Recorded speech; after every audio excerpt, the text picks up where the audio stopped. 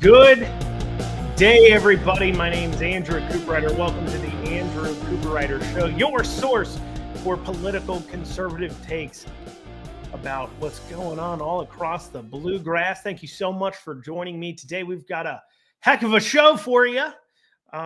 Trump has made a early endorsement in the governor's race. We'll talk about that, what it means. Bridgett Ehly has made her bond on her recount. And we'll cover some interesting topics about taxpayer misfunding and taxpayer funds for grooming children in school there, groomers being paid for by you, and also how Disney's wokeism is leading to their demise. And many, many more things will probably come out of my mouth. But before we go on, I want to remind everybody to like and comment, hit the share button. If you're watching on YouTube, hit subscribe.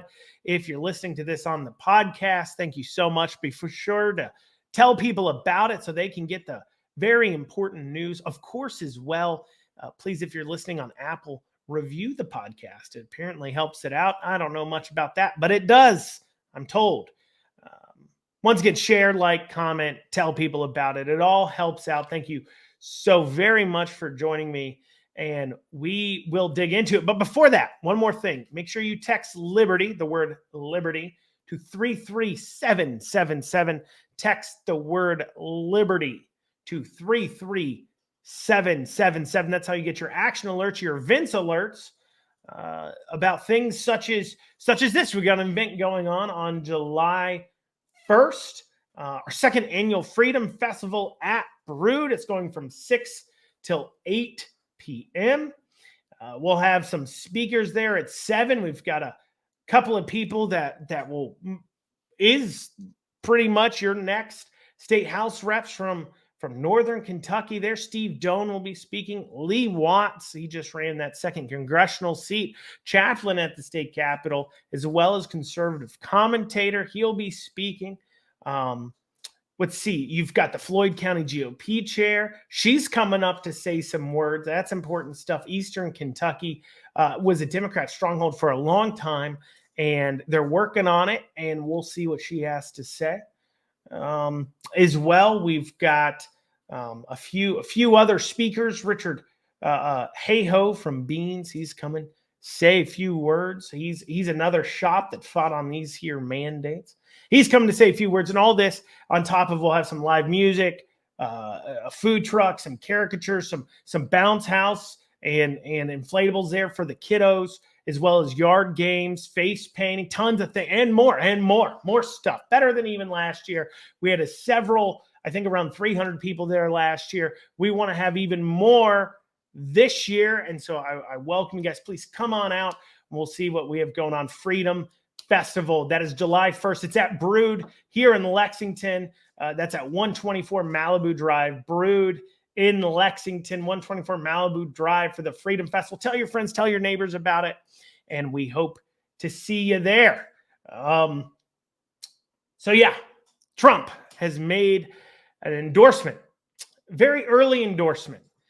He endorsed AG Daniel Cameron very early in this governor's race. I got to be honest, it caught a lot of people off guard, partially because a lot of people, I'm told, have been telling Trump to try to stay out of our governor's race because he doesn't know quite what's going on the ground, because obviously you've got McConnell's pick, which is clearly Daniel Cameron is McConnell's pick for governor, and Trump generally doesn't like McConnell very much. He said some not too kind words about him.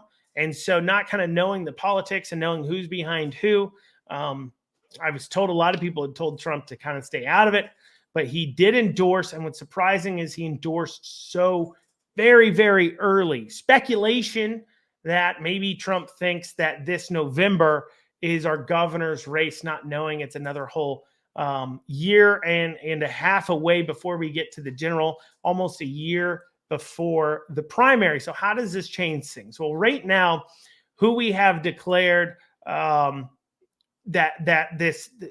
a lot, there's 9 people declared, but there's kind of different I don't want to say tiers of candidates because all kinds of crazy things happen, right? But obviously there's candidates that have potential to raise a lot of money and have good name ID. And then there's candidates that don't have necessarily as much potential. That doesn't mean they don't have a chance.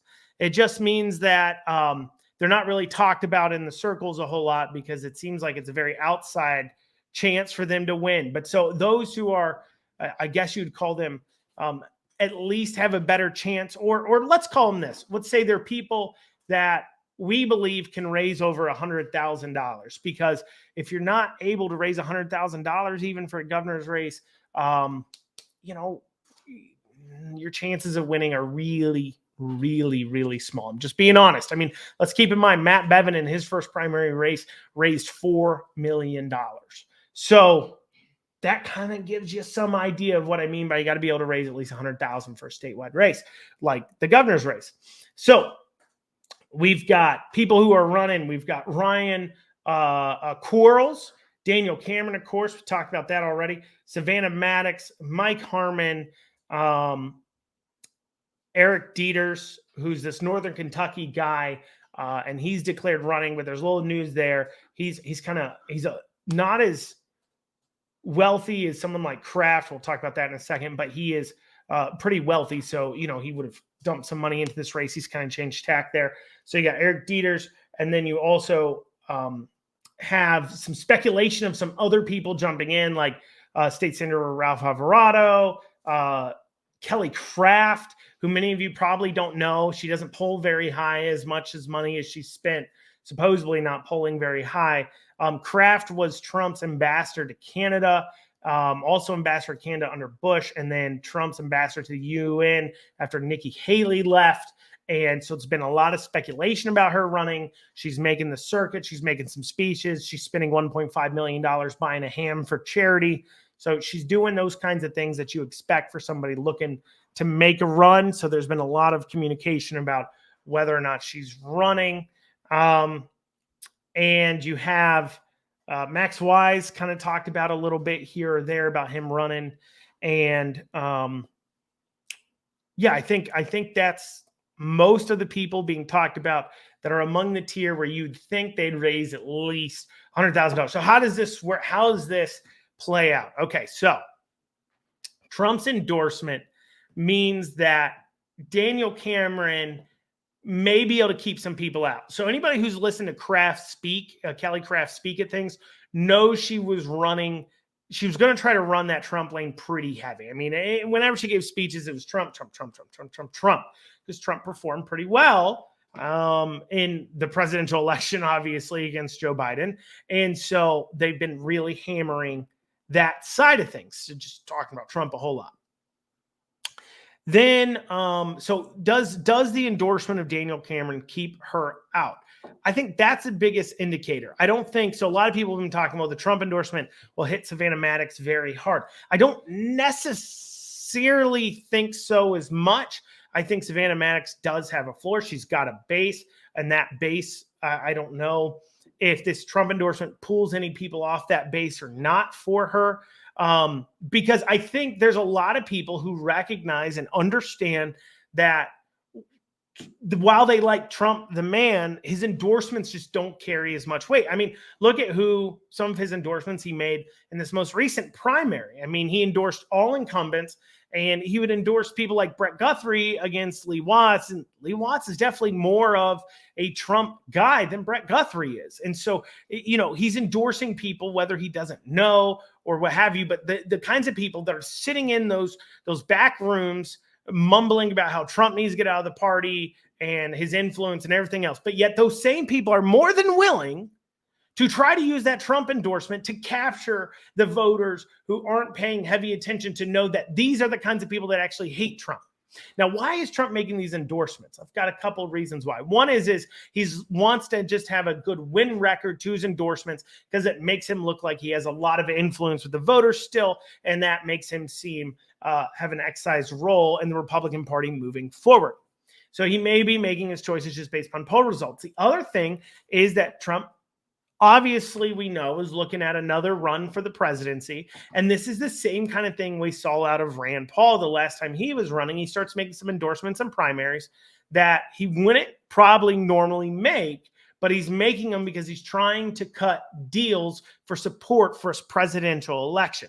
So I think that may be what Trump's doing here, is trying to cut deals in order to gather as much support as possible in his run for president. And if he has a governor or two that he's endorsed and he can say, I got you in office, then that can help lead it out. So speculation is that Cameron was working this deal with Eric Trump and nobody else knew about it or anything like that. And possibly, very possibly, Trump didn't even know the election was it wasn't this November, but is a whole year and a half away. So what's this mean for somebody like, what's this mean for each candidate that's currently in? Let's talk about this. So for Savannah, what's it mean? I don't know. And I don't know because Savannah obviously has a base. People that follow her are going to follow her regardless. And that base is in well with a lot of the people that'd be swayed by a Trump endorsement. So does that base tell people, look, Trump's got this one wrong, vote for Savannah? I've been seeing a lot of people I know, diehard Trumpers that I know personally, that even after this endorsement are saying, look, he's got it wrong. He doesn't know what's going on. Vote for Savannah. So I've seen that. What's it mean for Daniel Cameron? Obviously, Daniel Cameron thinks he's going to keep out somebody like Kraft. I think that was the main reason to do it, because Kraft represents a real threat to him in the sense that she has an endless amount of money. She's married to Mr. Kraft, who's a coal baron billionaire. So she's got an endless pot of money. She'd easily, I think, dump 10 to 15 million in that race. And that kind of money means Cameron's going to have to raise a lot of money himself. So I think the endorsement is mainly to keep her out. But if she comes in, she's still able to cut up some of Cameron's support. More importantly, too, is you have Ryan Quarles now. Now, Ryan Quarles is just as much of a generally thought of as an establishment guy as Cameron is. He's well liked among the quote unquote establishment, but the establishment voter, I'm going to say it's around 20% of the Republican Party, does not like Trump. They don't. And I'm telling you this, I've knocked doors. And when I was out knocking doors running for office, about half the people I talked to, well, not half the people I talked to, but I would occasionally get asked what my thoughts were on Trump. And half the people, the minute I said, look, I understand a lot of people have problems with his personal life and the tweeting and everything else. And I think a lot of that was blown out of proportion by the media. However, his policies were great. Look at his foreign policies. Look at his economic policies. How do you look at what's going on now and don't look back and say Trump's policies were amazing? Because we're seeing how bad it can get. I don't know how you do that. But the minute I said I think his policies were great, I'd get the door slammed in my face half the time. The other half of the time, they'd say, well, if you're for Trump, I'm voting for you. Now, that didn't happen at every door that a person asked me what I thought about Trump, but it was 50-50 love-hate for people who want to know about Trump. So I'd estimate there's 20% that will vote for Cameron now that maybe perhaps wouldn't have because of Trump, though how much that 20% didn't he already have, I don't know. And then there's 20%, which actually may be going over to Ryan Quarles now, because they are like, look, I'm not voting for a single person Trump endorses. There's those people who feel that strongly.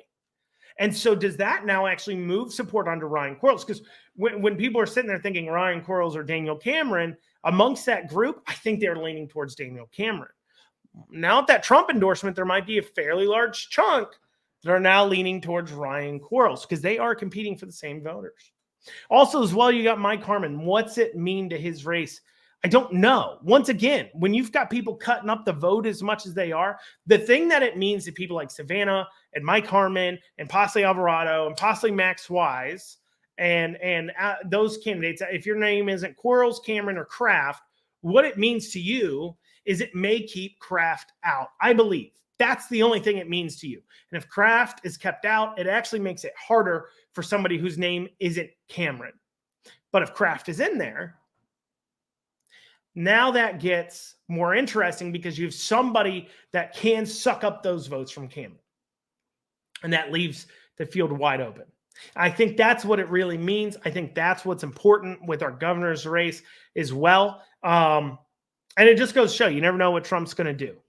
It also goes to show that, hey, look, while you may like an individual politician or candidate or what have you, don't just follow their endorsements blindly, because there's situations and things going on with individual candidates that people just are completely unaware of and don't understand. And that support doesn't always translate.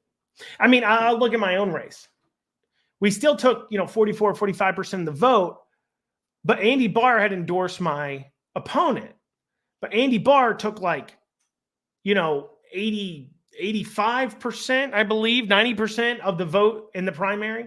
So clearly there was a large percentage of people that voted for Andy Barr, but did not vote for the candidate that Andy Barr endorsed. And so just keep that in mind. Just because somebody likes somebody and votes for somebody in a primary or in a general doesn't mean that they're voting for that person, who that person endorses. Just want to remind you of that, especially too with the coverage they're getting on it. And the coverage is not like, oh, wow, you got to vote for this guy, Trump. It's a lot of people being like, what is Trump doing? And that also is important too, that the coverage leaves people asking questions. The coverage isn't, wow, amazing. The coverage is, this is kind of strange. And I think that starts to shape it. But who knows? Who knows how that's used in advertising? Who knows how that's used in mailers? All right. So in the news of elections too as well, we've got the Bridgett Ehly recount, asked for $21,000 bond. She has posted that bond. So it looks like in the Bridgett Ehly versus David Osborne race, there will be a recount. Once again, Ehly does not think this changes the outcome of the election. She just wants to, quote unquote, check the tech. That's the saying they're going with, to see what the difference are. These are all new counting machines. And so they want to see, how do they perform? How do they stack up against the hand count? What's the discrepancy there? Remember too, if a large discrepancy is proven, that $21,000 gets returned to her. What's the large discrepancy? I don't know. Does the discrepancy have to throw off the election? I don't know. But it is interesting to see. And one thing worth note that I think is also interesting, and use this information in your mind however you want to. $21,000. I believe she raised $21,000 for the recount. Money people know they may not get back. And while she was running for office, though, she raised $11,000 while she was running. And so all I got to say to people is I love it. I love the fact you guys are willing to donate to election integrity causes. We've got a fundraiser going on at Brood for the Republican nominee for the Fayette County clerk. And we're trying to ourselves fundraise to help get clean and fair elections. That's great. However, if you could show that amount of support to a candidate when they're running for office too as well, before the voting happens, you can also help them actually win if things are free and fair, because they still need money in order to win elections. You just do. That's just, speech is free, communication costs money. And you need to have some money. You don't necessarily need as much as the establishment, but you need to have some money in order to win elections. So just use that as an anecdote moving forward to know you need to donate to elections. So also, in today's episode is my favorite part here. In today's episode of how are your tax dollars being badly spent, I bring to you the state Senate Republicans. Now, this money was already appropriated in the budget, but the state Senate Republicans appropriated $1.5 million for a Asian garden, botanical garden. You'll see the concept there off to the right. Now, if you notice, there's something important about this garden, is it's not a garden you can eat anything out of. I do not believe you can. It does seem to have some nice dragon statues, a couple of red Asian-ish bridges. Maybe it's Japanese, maybe Chinese. I don't know. It would make sense it being Chinese, considering it's the SRCCP that gathered the funding for this here wonderful project. Look at that. See, you can see here's a picture of concept. You got some bonsai trees you can check out. Now, the garden's not just being built for $1.5 million. Anybody who has ever taken care of a bonsai tree knows that needs a lot of upkeep and maintenance. So on top of the $1.5 million being spent to build the garden, we're also going to have now the maintenance of the garden you have to pay for. You can't afford to put gas in your car. You can't afford to put food on your table. But at least you're going to have something pretty to look at in the wonderfully safe city of Louisville. Oh, hold on. It's not very safe, is it? So after you risk your life driving through Louisville and arrive at the botanical garden that's downtown, I believe that's where they're planning on putting it, downtown. After you've risked your life, you can then arrive at a garden that's pretty and reminds you how beautiful life can be, which will be amplified by the shots you've had to dodge getting in there from the shootings. Okay? Because, you know, I'm sorry, this is a $1.5 million chandelier in a haunted house. Can we not spend $1.5 million on things like crime reduction, funding the police? No, nothing like that. Can we spend $1.5 million on helping? Georgia recently was talking about this wonderful program that they did that had a lot of effect. The Georgia governor, he was talking about these programs they put in place where the state police had been going in and closing out warrants, finding people with outstanding warrants. They've arrested over 500 people in the last year that normally wouldn't have been arrested, that have outstanding warrants for violent crimes, including murder and rape. But here in Kentucky, we spend $1.5 million on a garden. Now, I get it. Food security is an issue. At first, I heard it and I said, oh my goodness. Have they taken the step to increase Kentucky's food security issues by putting in place a garden that you can get, things like tomatoes and cucumbers and whatever else out of to make sure that when our supermarkets are no longer being stocked with food from China, because we, of course, don't often buy from our local farmers. But when we do finally say, okay, we're buying from our local farmers, and when that stock runs out because fertilizer has gone so high or food prices are skyrocketing, we'll have a local garden that maybe those who are having issues with food security could go to pick from. I thought, wow, wouldn't that be great? No, it's $1.5 million on a garden for you to look at. So I know you're not going to be able to afford your gas to get there, but maybe if you walk, you can then look at the garden and try to listen to the serene surroundings as you hear the grumbling of empty stomachs of people who can't afford to put food on the table. But it's only $1.5 million of your money. But, it's not enough that they just spent it.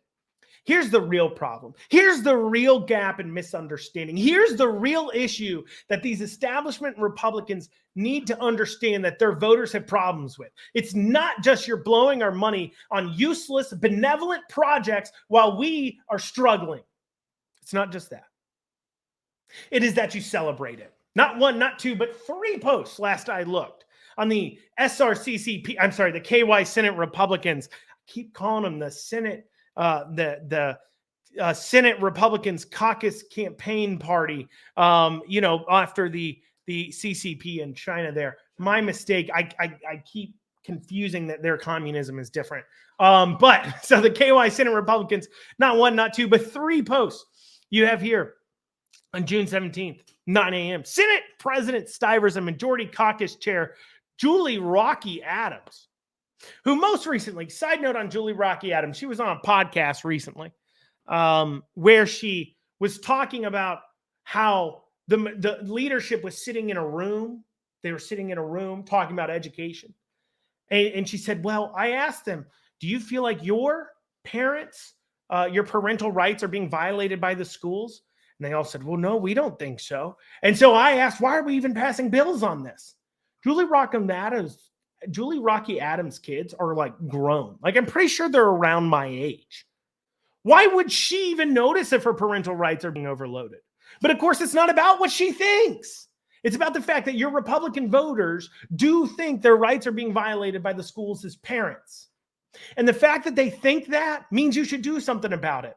And you pretended to do something this last session while killing bills that actually address the issues we parents are concerned about.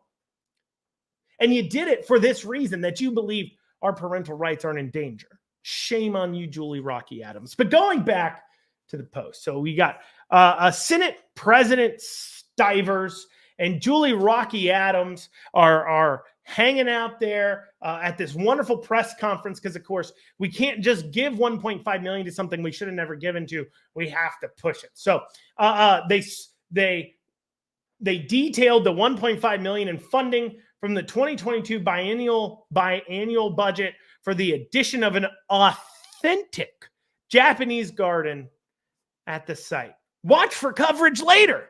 See, they're not just wasting $1.5 million of your money on BS like this. I'm sorry, I'm trying to frame out the image overlay. Anyways, they're not just wasting $1.5 million on dumb BS. They're celebrating it. They're saying, you should reelect us. Look at our accomplishments. We gave you something pretty to look at while you are paying 28 cents, 27 cents a gallon for your gasoline and just tax to us, while you're paying an income tax, while you're paying a sales tax, while you're paying for this and that, while you're paying for that. Don't worry. Yes, 6% of your food costs is because we're charging you a sales. 6% of your costs are because we're charging you a sales tax. But don't worry. Don't worry. It's going to a nice garden. It's going to a nice, wonderful garden. It's so ridiculous. It's so ridiculous. And you know what? This isn't even the most upsetting waste of taxpayer funds I've seen this week. Let me show you something else. Let me show you what JCPS did. They decided it was time to groom your kids. That's right. A tweet from JCPS Pride, which I just discovered existed. We'll go into that. And they're not talking about pride like school pride. They're talking about, and that's what I thought at first. I was like, oh, clearly they're talking about school pride. No, they're talking about gay pride. Anyways, our JCPS KY hashtag Pride Parade crew is ready. Thanks to JCPS Super, and that's the superintendent, for his support, and JCPS operations for the bus. So they took a school bus, a taxpayer-funded school bus to transport your school children to a pride parade. Now, full disclosure, I've never been to a gay pride parade. I know what you're thinking. Shocker. But I have never gone to a pride parade. I don't feel like it's my scene. But I have been about 2 years ago. This was the last time I went to the 4th of July parade here in Lexington. I went to the 4th of July parade. I took my wife, took my kid. He was, 7, 8 at the time. Took my kid. And even though they just had their pride parade just a short week ago, there was a LGBTQIA plus 13 whatever, a section of the parade. And you know what? That's fine. That's fine. I'm okay with that. You know, you're a club, you're whatever, you're kind of a club celebrating who you're banging at night. It's kind of strange, but you're a club.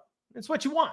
So you go out and you go marching and the parade. That's cool. That's cool. And you know what? These pride parades, honestly, while I wouldn't go to them, if it just wants to be a pride parade that puts in a request, as long as I can have a Christian parade or something like that too, I don't mind. I don't mind. What I do mind is this. While I was at that 4th of July parade with my 7-year-old child, a guy comes by wearing a thong. like not like a thong. Like his a thong.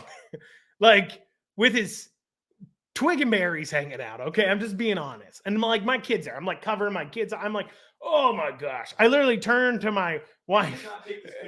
Let's be clear. I did not take this picture. Yes, we are using this picture here from Toronto. But anyways, I'm there with my wife and I turned to her and I'm like, oh my gosh. Like that should be indecent exposure, right? Like I've got my 7-year-old kid there. Is it not indecent exposure? Like that should be illegal. Like it would normally be illegal. Like if that guy invited and somehow got my kid alone or in his home and was wearing that around him, we'd lock him in jail, throw away the key. But he's doing it on public sidewalks at a 4th of July parade and we're okay with it.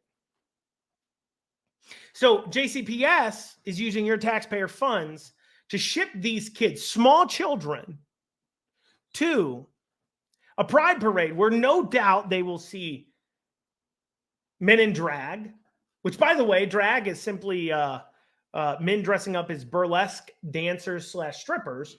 And if you would take your child to a burlesque show or a stripper show, you're a terrible parent. You're an awful parent.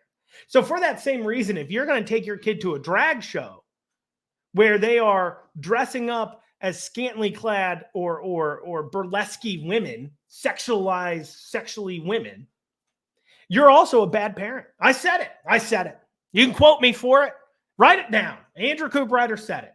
He said, if you take your kids to a drag show, you're a bad parent. I will stand by that statement because that is a sexual performance.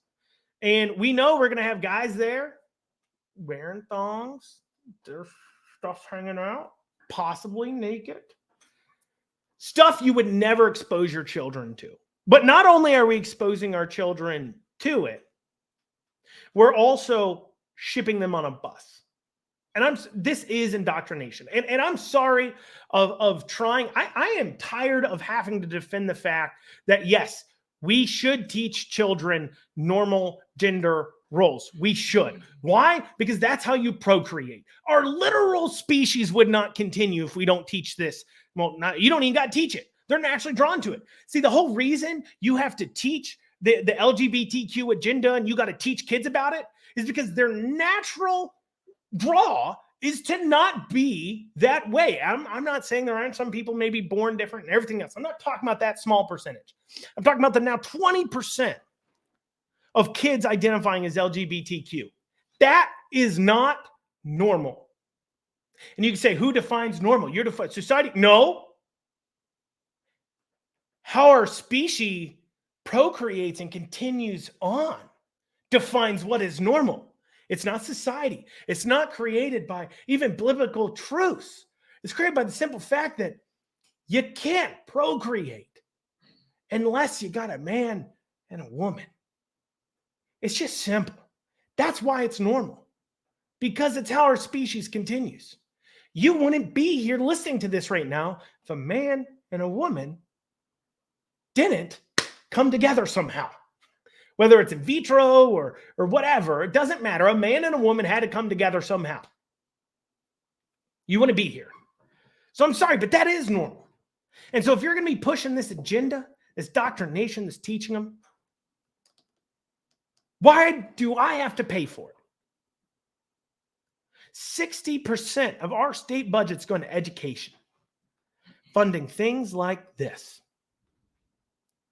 Taking kids to see scantily clad adults, to indoctrinate them into the weird sexual fantasies of these people. And I'm sorry.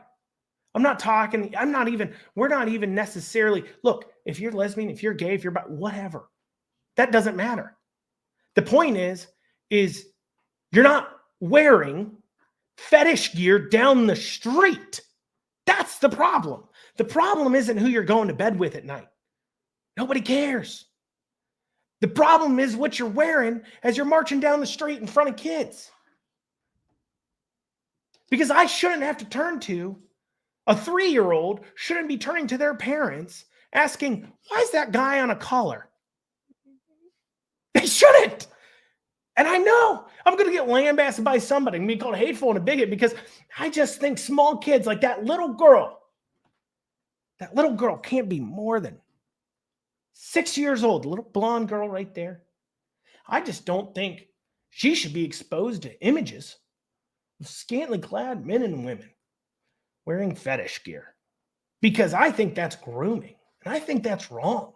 And I think that is preparing that child to be apt for sexual assault later on in life. I'm saying it because if they think it's normal, they won't tell their parent when they're getting sexually assaulted.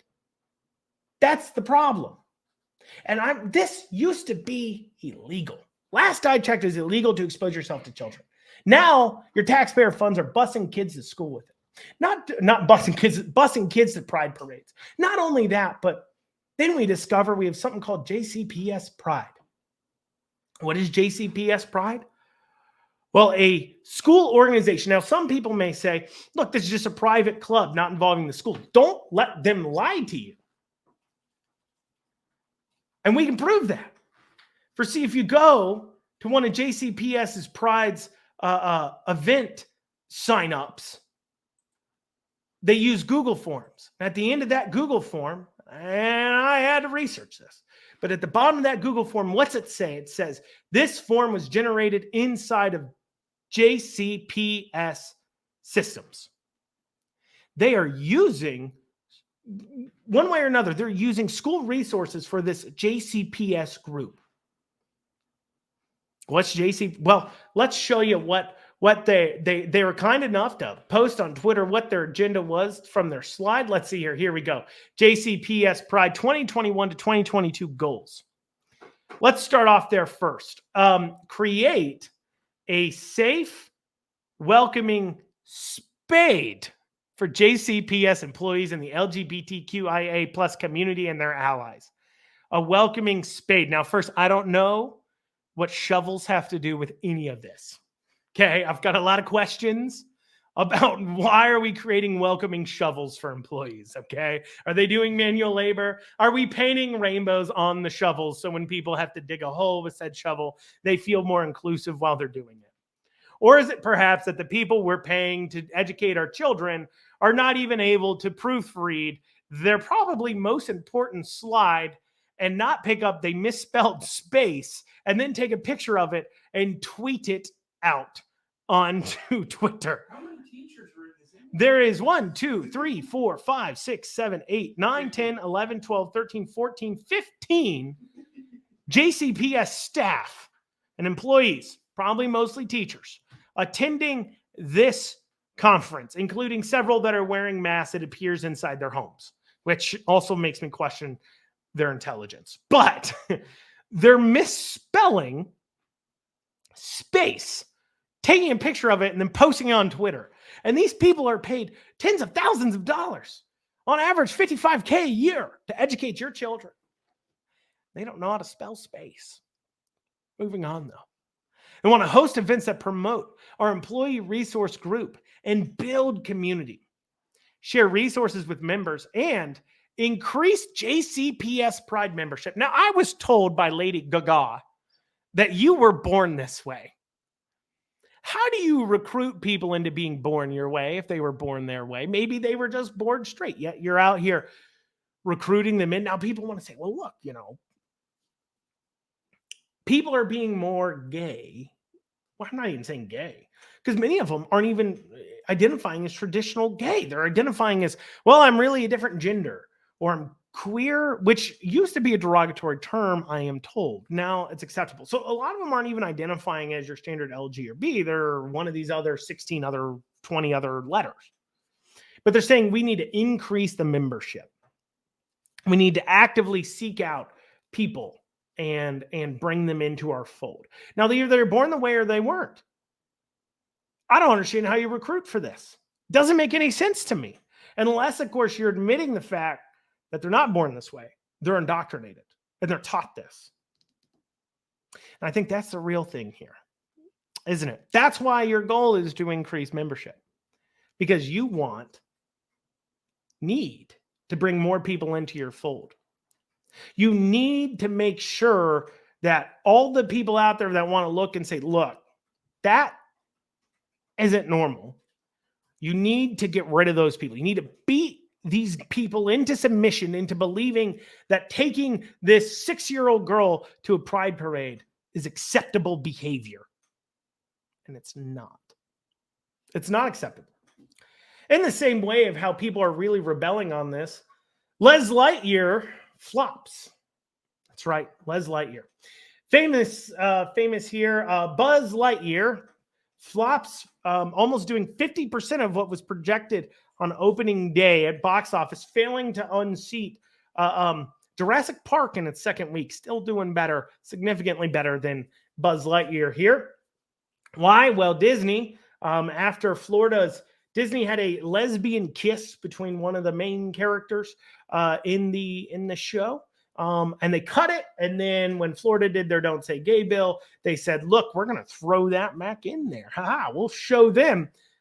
Well, this led to 14 Muslim countries not showing the movie because, of course, we are despite how much we're told we're bigoted and awful and terrible place, we're actually the most accepting of LGBTQ IA plus sign countries on the planet when compared to places like China or the Middle East.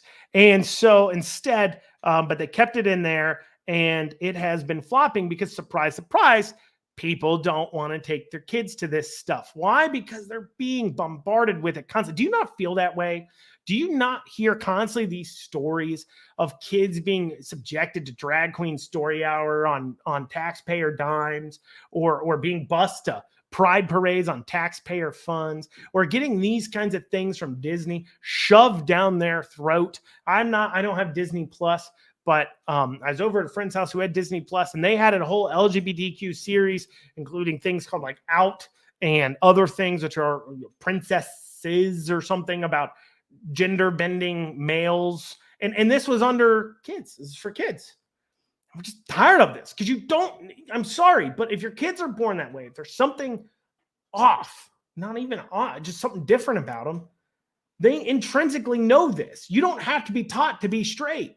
You intrinsically are, because it's nature. And yet you're trying to nurture them over this. And there's being a lot of pushback, and a lot of people are fed up about it, including myself. We're just tired of this. We're just tired.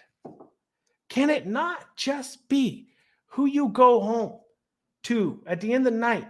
We don't care. We don't even care if in casual conversation you say, oh yeah, I was with my boyfriend. At this point, I don't care if you do your little pecks on the cheeks like I do with my wife in public, because I don't make out with my wife in public because PDA is not okay. But we're tired of it being shoved down our kids' throats.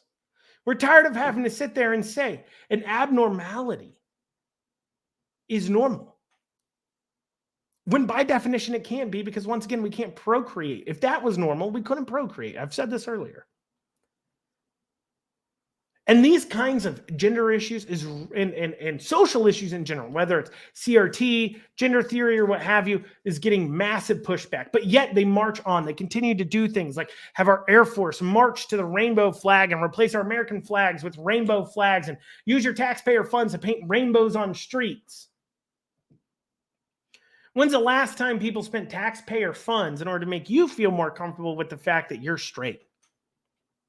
Well, that's all I have time for today, guys. Thank you so much for listening, for catching everything that's going on. Please tell your friends, tell your family, tell them to listen to the Andrew Cooperrider show. And I thank you guys so much for joining me.